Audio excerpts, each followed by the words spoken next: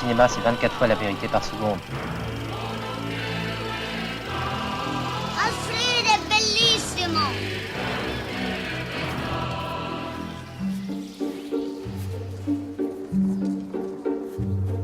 Vous vendez quoi au juste? Tout. Je vends tout. Mais pourquoi vous vendez tout? Mais parce que, mon petit, parce que... Combien pour ce bureau? 20 €. Mon arrière-grand-père avait acheté en 1920 au baron de Malvet. Vous allez bien, Madame Darling? Non, mais c'est gentil de demander. C'est ma grand-mère. Maman? Mais qu'est-ce que tu fais, là? Pourquoi t'as tout sorti?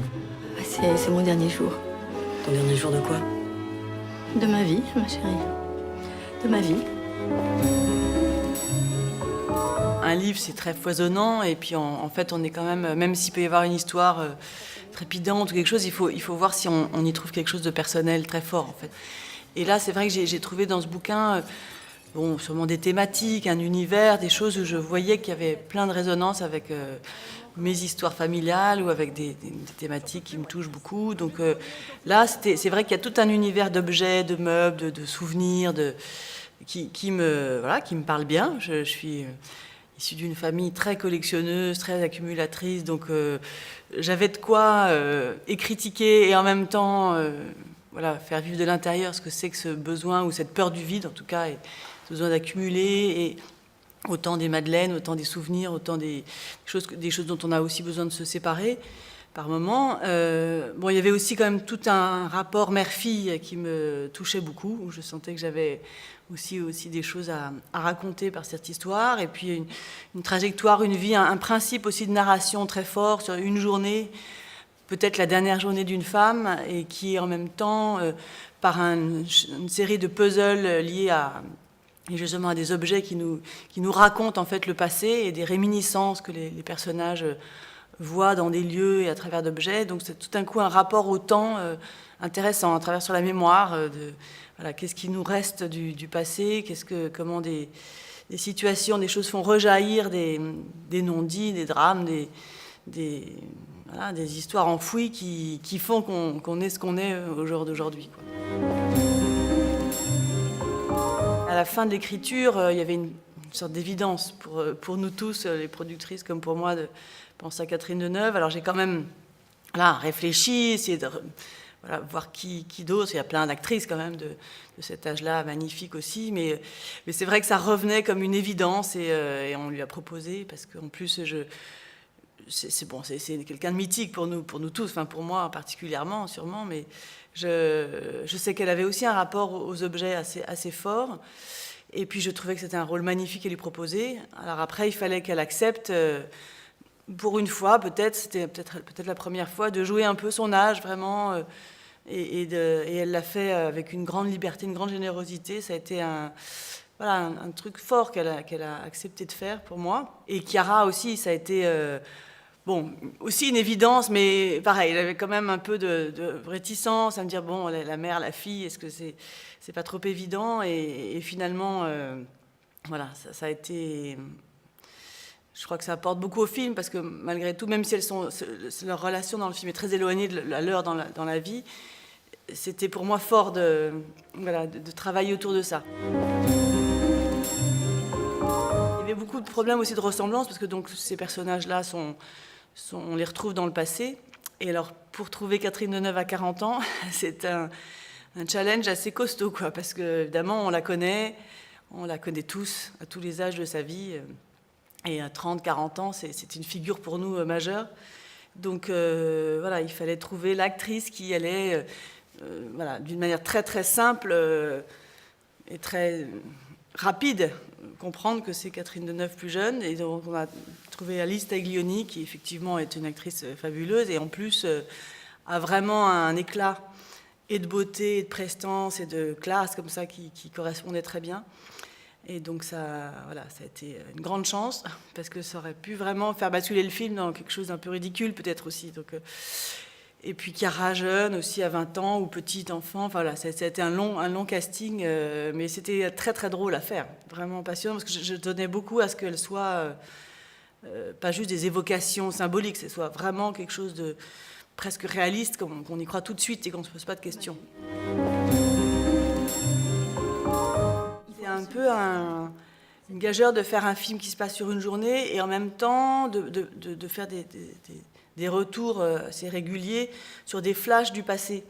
Et moi, j'ai une petite peur viscérale du flashback, même si voilà, il y a des films qui le font merveilleusement et j'en suis très admirative. Mais je ne me sentais pas de faire tout d'un coup des retours dans le passé, un peu comme ça, objectifs. Et là, j'ai vraiment essayé, ce qui n'était pas le cas dans le livre d'ailleurs, mais j'ai essayé de proposer que tous ces souvenirs, ces mémoires un peu voilà, dures parfois, ou comme des flashs qui font qu'on comprend par toutes ces petites pièces quels sont les drames qui ont traversé cette famille.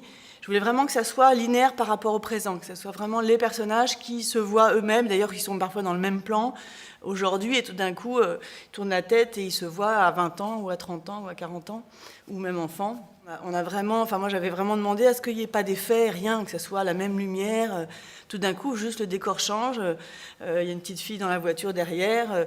Tout d'un coup, elle s'arrête à un rond-point, elle se voit plus jeune. Pour moi, il y avait cette simplicité qu'il fallait garder. Et donc, à tous les niveaux, que ce soit au sonore, en décor, tout ça, il fallait que les choses se rentrent les unes dans les autres, comme ça, d'une manière très sobre, très simple.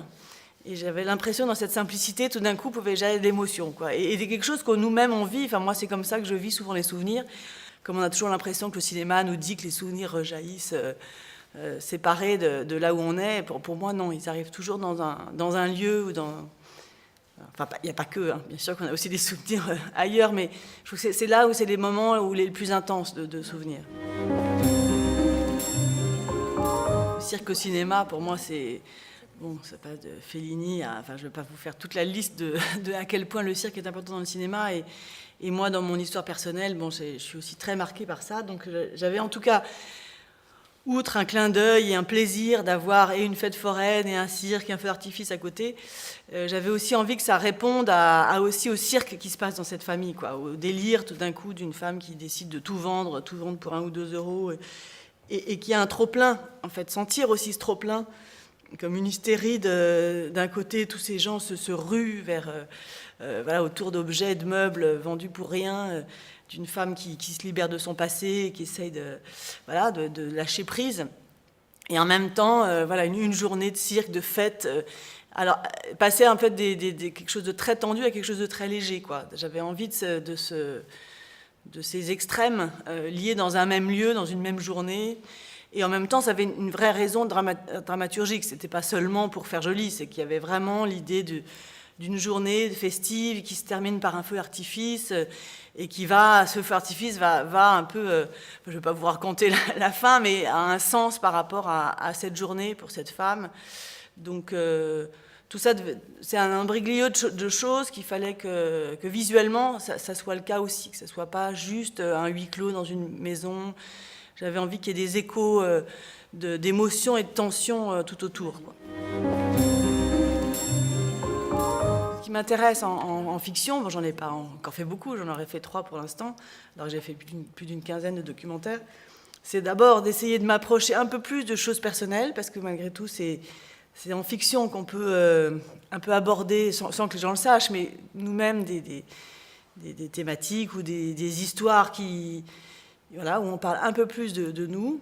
Et puis surtout, peut-être aussi jouer sur... je sais pas, il faut que la fiction transcende le réel un peu, quoi, qui le dépasse, jouer avec des imaginaires, des hallucinations, des choses, qu'il y ait quelque chose de plus aussi dans la psychologie, qu'on s'approche un peu plus intimement, parfois des personnages, qu'on peut le faire en documentaire.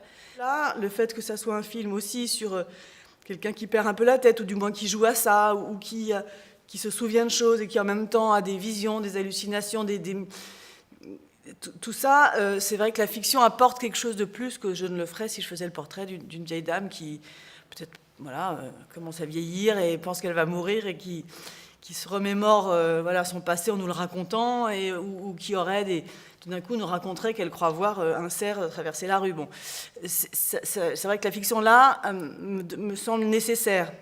Sinon, je préfère faire des documentaires, parce que c'est sûr qu'il y a...